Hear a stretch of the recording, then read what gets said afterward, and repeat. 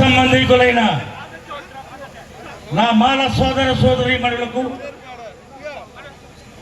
వేదిక మీద ఉన్న పెద్దలకు నా హృదయపూర్వక జైభీములు. మాల జాతిని నిర్ణయం చేయటం కోసం ఈ రాష్ట్రంలో జరుగుతున్న అగ్రవర్ణపు కుట్రను ఎదుర్కోవటానికి విచ్చేసిన మీ అందరికీ మరొక్కసారి నా జైభీములు. సోదరులారా, గత కొన్ని సంవత్సరాల నుండి ఈ జాతిని పథకాలలోకి తొక్కడం కోసం కుట్ర పన్నిన మనవాదుల్ని ఎదుర్కొని తన ప్రాణాన్ని త్యాగం చేసిన స్వర్గీయ పివి రావు గారి వారసులైనటువంటి మనం ఈరోజు మరలా నిద్ర లేవాల్సిన పరిస్థితి ఏర్పడుతుంది. ఒక RSS రాసిన జడ్జిమెంట్ కాపీలు తీసుకుని సుప్రీంకోర్టులో తీర్పునిప్పించి ఒక భయంకరమైన కక్షతో ఈ మానవుల్ని అణిచివేయాలని చూస్తున్న రాజకీయ పార్టీలకు ఈ వేదిక మీద నుంచి నా మానవుల తరఫున ఒకే హెచ్చరిక చేస్తున్నాం. చంద్రబాబు నాయుడు గారు, మీరు వేసిన బీజం, మీరు పెట్టిన కుట్ర, మీరు పెంచి పోషించిన మన్నా కృష్ణ లాంటి ఒక దళిత ద్రోహిని ఈ రాష్ట్రం మీదకు వదిలి మమ్మల్ని వెధవులుగా, ద్రోహులుగా, ఈ రాజ్యాంగం ద్వారా ఈ దేశాన్ని దోచుకున్న శత్రువులుగా మమ్మల్ని చిత్రీకరించారు. ఈ రిజర్వేషన్లు ఎవడప్ప సొమ్ము కాదు. మా దేవుడు బాబాసాహెబ్ అంబేద్కర్ ఇచ్చిన రిజర్వేషన్లు మా భిక్ష. చంద్రబాబు నాయుడు గారు, మీ నాన్న కచ్చూరు నాయుడు గారి మండల, మీ నాన్న కచ్చూరు నాయుడు గారు కష్టపడిలోన ఆ వాటర్ మేము పంచుకోవటంలా మా దేవుడు అంబేద్కర్ ఇచ్చాడు. ఎందుకు పుట్ట చేస్తున్నారు? ఎందుకు మమ్మల్ని రోడ్డు మీద లాగి బలహీనంగా చిత్రీకరిస్తున్నారు? ఓహో, మనలోనే కొంతమంది సన్నాసుల వలన, మనలో ఉన్న కొంతమంది వెధవుల వల్ల, వీళ్ళిద్దరి వల్లనే మన్నా కృష్ణ బలవంతుడయ్యాడు. వీళ్ళిద్దరి వల్లనే మన్నా కృష్ణ బలవంతుడయ్యాడు.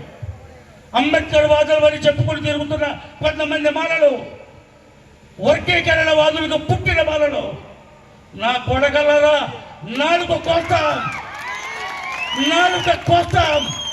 మా నాయకులు కానీ, మా మాల సోదర సోదరిమణులు కానీ అసభ్యమైన పోస్టులు పెడితే తాట తీస్తాం. నా కొడగలరా, ఏమనుకుంటున్నారా మాల జాతి అంటే?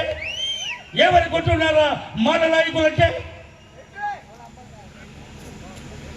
తమాషాకుండా కోర్టు జడ్జిమెంట్ని అడ్డం పెట్టి మమ్మల్ని నీరు కార్చాలని చూసిన, అక్కడ ఉన్న అహంకారంతో మమ్మల్ని అణగదొక్కాలని చూసిన, ఉవ్వెత్తునెగిరి కెరటంలాగా ఉవ్వెత్తునెగిరి ముంచేస్తా ఒక్కొక్కడిని.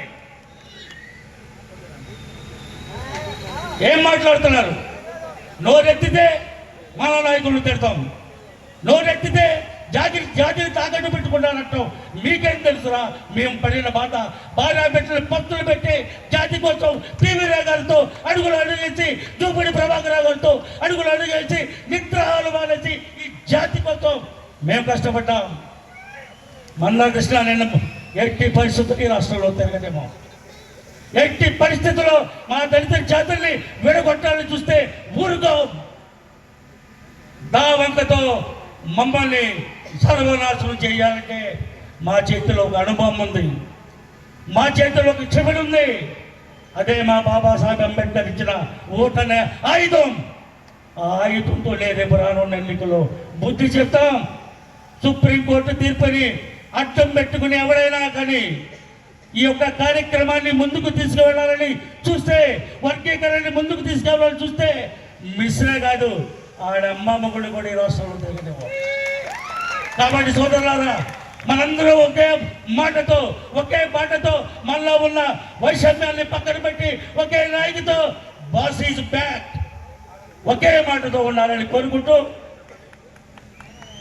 ఈ వర్గీకరణని వ్యతిరేకించి మరలా ఆ రాజ్యాంగం ద్వారా మనం ఒక ఉన్నత స్థానానికి వెళ్ళాలని ఆ సుప్రీంకోర్టు యొక్క తీర్పుని పాతాళంలోకి లొక్కేయాలని, దానికోసం మీరందరూ చెయ్యి పట్టుకుని పయనించాలని కోరుకుంటూ ఈ అవకాశం ఇచ్చిన అందరికీ హృదయపూర్వక నమస్కారం తెలియజేస్తున్నాను.